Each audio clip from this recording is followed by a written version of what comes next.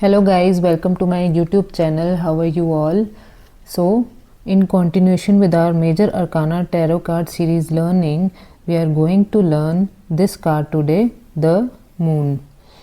So, this is the 18th number card and astrology में ये Pisces को represent करता है, पाइसिस एस्ट्रोलॉजी में, और एलिमेंट है इसका वाटर।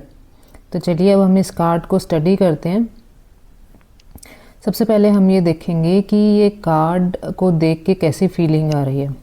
तो इस कार्ड को देख के अच्छी फीलिंग तो नहीं आ रही है, कुछ ना कुछ गड़बड़ सी लग रही है, as if everything is not right. ठीक है ना।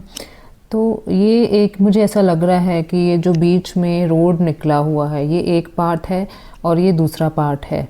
ठीक है, ये दोनों पार्ट जो हैं ये एक सीनरी की तरह लग रहे हैं, क्योंकि टावर यहाँ पे भी है और यहाँ पे भी है। ऐसा लग रहा है कि एक पर्टिकुलर इमेजिनेशन चल रही है, क्योंकि फुल मून है ऊपर और मून की ये जो लेयर्स हैं ये नीचे तक आ रही हैं।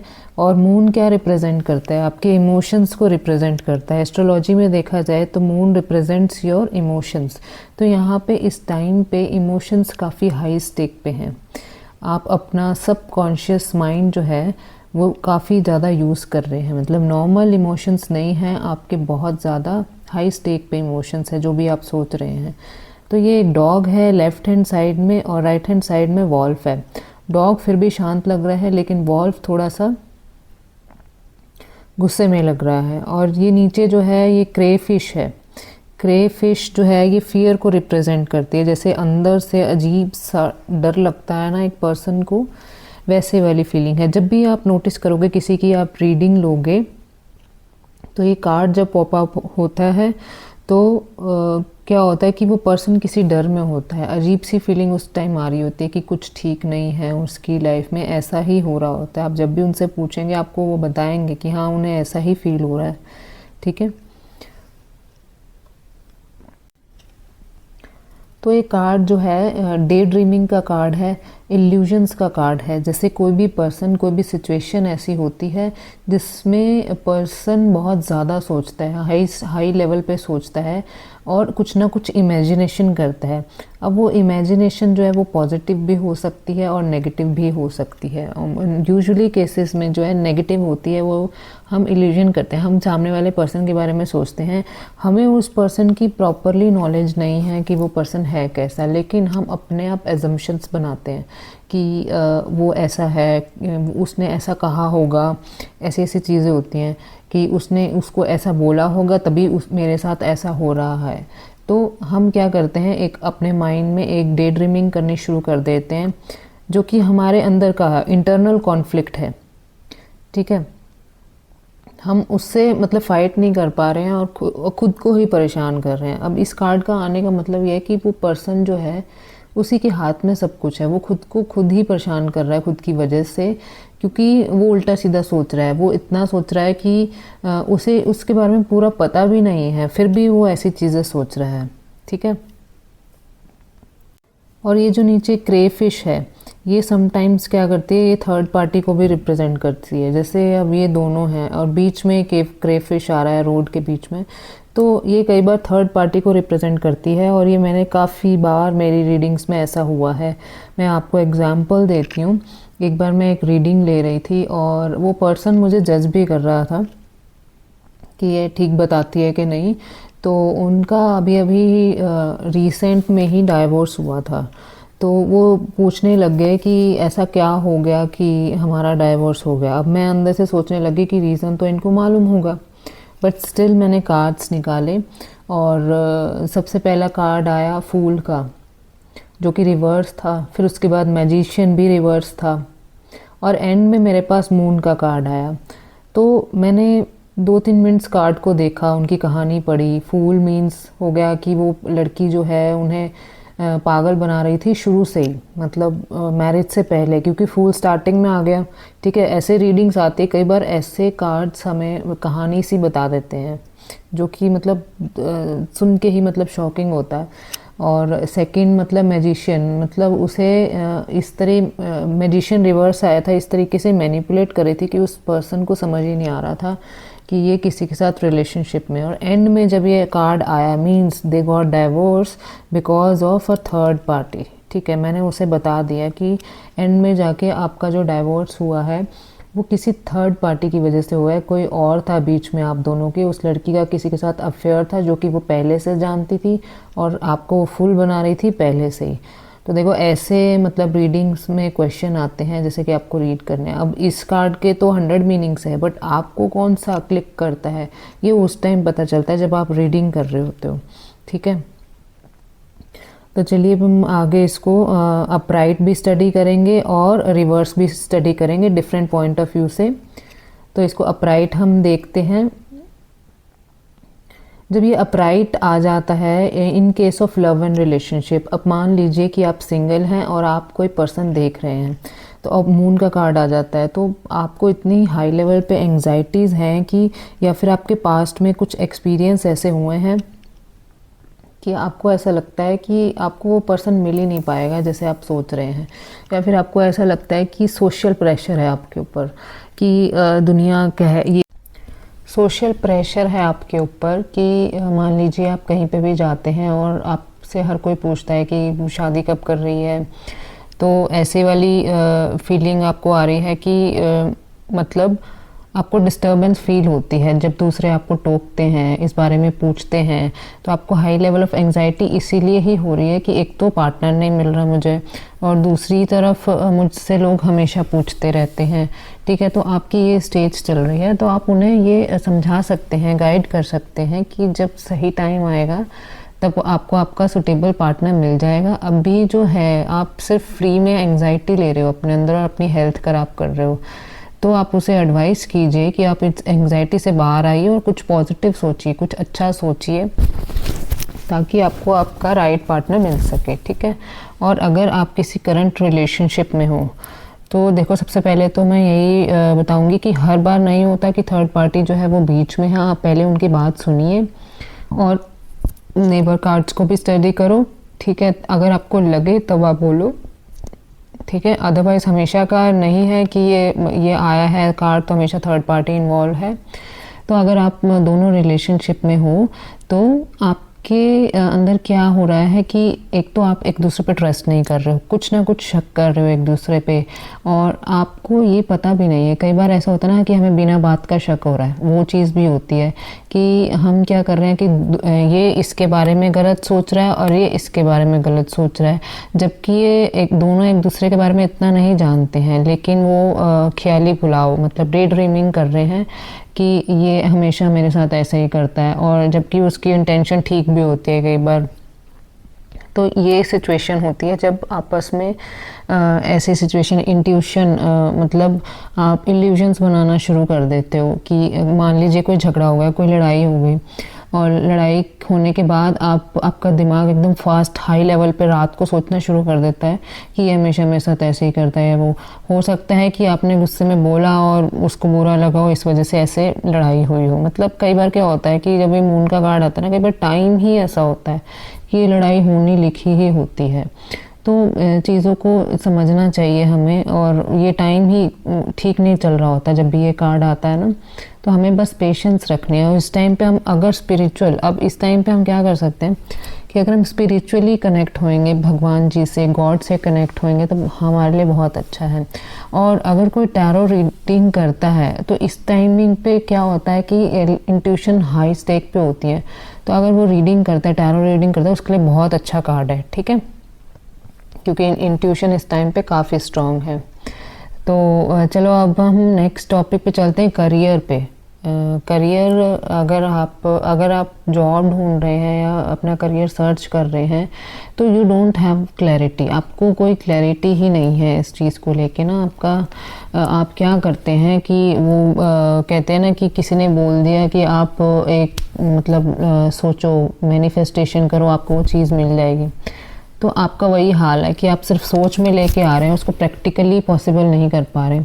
आप एक दिन में सोचते हैं 4 काम कि मैं ये भी कर लूँ, मैं वो भी कर लूँ, ऐसे, और अगर ऐसे होगा तो वैसे। आप फिर उसके बाद क्या करते हैं, वो 4 काम सोचने के बाद आप सोचते हैं कि ये तो हो नहीं पाएगा, इसके लिए तो इतनी इन्वेस्टमेंट चाहिए, और ये वाला भी नहीं हो पाएगा, इसके लिए दूर जाना पड़ेगा, और ये वाला भी नहीं हो पाएगा ड्यू टू सडन रीजंस। तो आप क्या कर रहे हैं, बैठे बैठे सोच ही तो रहे हैं, आप कुछ काम को इम्प्लीमेंट नहीं कर पा रहे ड्यू टू योर सोच, क्योंकि आपकी सोच में प्रैक्टिकल चीज़ बिल्कुल भी नहीं है। तो आपको यही गाइड करना है कि आप प्रैक्टिकल चाहिए। अगर जो आप एक डिसीजन ले लेते हैं due to your available resources जो भी हैं आपके पास, उसके बाद एक डिसीजन लीजिए, उसको प्रैक्टिकल में लेके आए। अगर वो फिर भी सूटेबल नहीं है तब आप चेंज कीजिए। अब ये नहीं कि आप उस चीज़ को शुरू ही नहीं कर पा रहे हैं, ठीक है। और अगर आप किसी करंट जॉब में हैं या किसी बिज़नेस में हैं तो आपको बिल्कुल भी सेटिस्फेक्शन नहीं है उससे। अब उसमें क्या है कि आप इल्यूजन्स बनाते हैं, आपको डर सा लगता है। अब कोई भी किसी बिज़नेस में आपको लोन लेना है तो आपको क्या हो रहा है, अंदर से घबराहट हो रही है, डर हो रहा है कि ये लोन लेके बिज़नेस करेंगे तो कहीं ऐसा ना हो जाए, कुछ नेगेटिव ना हो जाए, कहीं मैं लोन पे ना कर पाऊँ। आपको अंदर से घबराहट सी फील होती है, ठीक है। और किसी भी आप जॉब में ऐसे हैं तो वहाँ पे हो सकता है कि आप कोई रिस्की काम कर रहे हो जिसकी वजह से आपको फियर आता हो, अंदर से डर लगता हो, और सिचुएशन बहुत अनसेटिस्फाई, खुद को मेंटली सेटिस्फाई नहीं कर पा रहे हैं हम जिस भी सिचुएशन में है, ठीक है। तो यहाँ पे इस कार्ड में आपको गाइडेंस बहुत अच्छे से देना है, समझाना है क्लाइंट को कि इस चीज़ से बाहर आना है, और बाहर आप तभी आ सकते हैं, आप स्पिरिचुअली कनेक्ट करेंगे खुद को तो बहुत अच्छा रहेगा, ठीक है। तो चलो अब हम हेल्थ की तरफ जाते हैं। हेल्थ में देखा जाए तो मेंटली जो पर्सन है वो बिल्कुल भी फिट नहीं है, मेंटल प्रेशर है उसके, इस टाइम पे हाई लेवल ऑफ एंग्जाइटीज़ हो रही हैं, और हो सकता है पर्सन डिप्रेशन में भी हो इस टाइम पे। तो वो किसी डॉक्टर को, साइकेट्रिस्ट को दिखा सकते हैं, या फिर अपनी टैरो रीडिंग करा सकते हैं, या फिर मतलब किसी एस्ट्रोलॉजर को दिखा सकते हैं, कि कोई भी ऐसा पर्सन जिन्हें वो पसंद करते हों, या फिर कोई अननोन पर्सन। इस टाइम पे क्या होता है कि अननोन पर्सन से अगर आप बात करो तो खुल के कर सकते हो, जैसा भी वो कंफर्टेबल फील करें उन्हें ये करना चाहिए, जिससे उनको रिलैक्स मिलेगा, ठीक है। और एक चीज़ हो रहा है कि इस टाइम पे मूड स्विंग्स बहुत ज़्यादा होते हैं, तो हो सकता है कि कुछ गर्ल्स का पीरियड्स रिलेटेड प्रॉब्लम भी हो सकती है, तो मेंस्ट्रुएशन से रिलेटेड प्रॉब्लम भी उस पर्सन को हो सकती है, जिसे वो डॉक्टर से कंसल्ट कर सकते हैं, ठीक है। प्रेगनेंसी के टाइम पे भी ये कार्ड अच्छा नहीं है, क्योंकि वो खुद ही खुश नहीं रहेंगे, खुद ही एंग्जाइटी में रहेंगे, तो बेबी के ऊपर काफ़ी फ़र्क पड़ेगा। तो उन्हें डॉक्टर को दिखाना है, ये चीज़ें चेकअप करवानी है, और उन्हें समझाना है कि आप अच्छी अच्छी चीज़ें देखें। मोबाइल भी अगर आप चला रहे हैं तो अच्छा अच्छा देखें, इस एंग्जाइटी में ना रहें। अगर आप खुद की मेंटल हेल्थ ठीक नहीं रखेंगे तो बेबी पे भी काफ़ी फ़र्क पड़ता है, ठीक है। तो चलिए अब हम इसको रिवर्सल में स्टडी करते हैं। अब जब ये कार्ड रिवर्स हो जाता है, मीन्स एंग्जाइटी जो थी आपकी, ऐसा नहीं है कि बिल्कुल ख़त्म हो गई है, उससे आपने कॉप अप करना शुरू कर दिया है। अब जो भी आपके पास्ट एक्सपीरियंस है जिसकी वजह से भी आपको एंग्जाइटी हो रही थी, अब क्या है कि आपका मूड से थोड़ा अच्छा टाइम आना शुरू हो गया। आप वो किस वजह से आ रहा है, क्योंकि आपने खुद कोशिश की है। अब मैं अगर किसी वजह से परेशान हूँ, मुझे रात को नींद नहीं आती, या मैंने सोचना शुरू कर दिया कि ये चीज़ मुझे क्यों नहीं मिल रही, तो अब मैंने क्या किया कि खुद को समझाना शुरू कर दिया कि अगर ये चीज़ नहीं मिल रही तो ये चीज़ का तो अपना टाइम होगा, वो अपने आप ही मिल जाएगी। अब उसको लेके मैं परेशान हूँ, तो अब मैंने क्या किया कि मैंने बिज़ी रहना शुरू कर दिया है, ठीक है। और बिज़ी रहने से क्या हो रहा है, मुझे वैसे भी प्रॉफिट हो रहा है जो काम मैं कर रही हूँ, और दूसरे वे में क्या कह सकते हैं कि मेरा माइंड भी बिज़ी रहता है, तो वो थक जाता है, फिर उसके बाद सोने लग जाता है। मतलब ऑल द वे लाइफ को मैं मैनेज करना शुरू कर दिया है, ठीक है। तो ये चीज़ आपको समझ में आ चुकी है। तो अब इसको डिफरेंट पॉइंट ऑफ व्यू से देखते हैं। लव एंड रिलेशनशिप में अगर ये रिवर्स आता है तो इट मीन्स आप जिस वजह से परेशान थे, अब वो वजह सामने आ चुके हैं। अब उसका रिजल्ट पॉजिटिव भी हो सकता है और नेगेटिव भी हो सकता है। मान लीजिए आप किसी के ऊपर शक कर रहे थे, अब वो चीज़ सामने आ गई। अब जो चीज़ सामने आई, तो या तो आप ये सोच रहे हैं कि यार मैंने इसके ऊपर वेला ही शक करा, इसकी तो इंटेंशन मेरे लिए बहुत अच्छी थी, ये बेचारी इस वजह से परेशान थी और मैंने इसको लेके ऐसे, मतलब दोनों ने बैठ के आपस में सॉर्ट आउट कर ली चीज़ें और समझ में आ गया कि दोनों की तो कोई गलती नहीं थी, वो अपनी जगह ठीक था और मैं अपनी जगह ठीक थी। तो ये सिचुएशन बन जाती है। या फिर हो सकता है कि कोई थर्ड पार्टी की वजह से प्रॉब्लम आई हो और वो चीज़ सामने आ गई तो प्रॉब्लम तो और बढ़ गई। ठीक है, दोनों चीज़ों में पॉसिबिलिटीज़ हो सकती हैं कि पॉजिटिव भी आ सकता है, नेगेटिव भी आ सकता है। ठीक है, और अगर आप कोई पर्सन देख रहे हैं या फिर किसी को डेट कर रहे हैं तो आपको समझना चाहिए ये सब चीज़ों को। आपने समझ लिया है कि दूसरों की बातों का इम्पैक्ट आपके ऊपर नहीं होना चाहिए। आपने ये चीज़ एक्सेप्ट कर ली है कि मैं दूसरों की बातों का इम्पैक्ट अपने ऊपर नहीं होने दूंगी। जैसा भी है लाइफ में, जो चीज़ जब मिलेगी वो तब मिल जाएगी, कोई प्रॉब्लम नहीं है। ठीक है, आपने खुद को समझा लिया है। जो डर है, अपने डर से आप स्पिरिचुअल की तरफ मूव ऑन हो रहे हो और आपने खुद को समझाया है कि ऐसे नहीं वैसे करना है। ठीक है, तो अगर करियर पॉइंट ऑफ व्यू की तरफ चलें तो अगर आप जॉब देख रहे हैं या कोई भी करियर चूज़ कर रहे हैं तो अब आप एक पर्टिकुलर करियर पे स्टिक हैं और उसी में कोशिश कर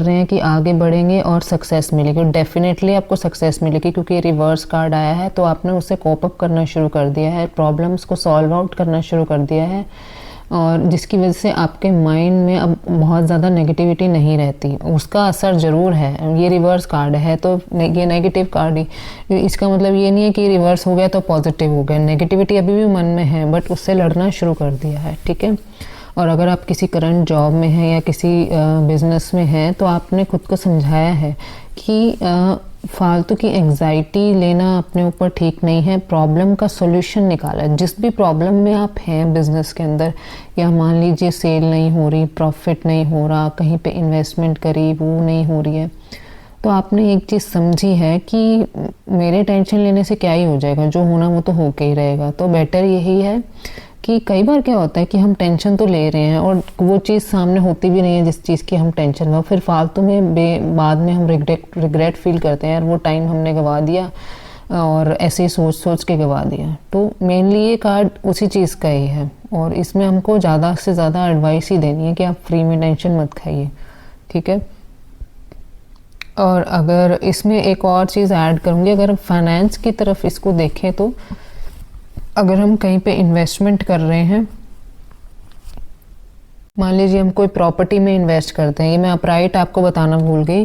अगर हम प्रॉपर्टी में इन्वेस्ट करते हैं तो हमें उसके बारे में प्रॉपरली नॉलेज नहीं है गाइस, तो इसमें आप प्रॉपर्टी के पेपर्स जो हैं वो डीपली स्टडी कीजिए, क्योंकि इसमें यही बताता है कि आपको उस चीज़ की प्रॉपरली नॉलेज नहीं है और बिना नॉलेज के आपको इन्वेस्टमेंट नहीं करनी। कोई भी इन्वेस्टमेंट हो, whether property, share market, any investment, आप क्योंकि वही है शेयर्स हैं तो आप उसको पूरा स्टडी करिए कि कौन सी कंपनी है, इसके पी रेशो क्या है, लगाना चाहिए पैसे या नहीं। बिना देखे आपको पैसे नहीं लगाने।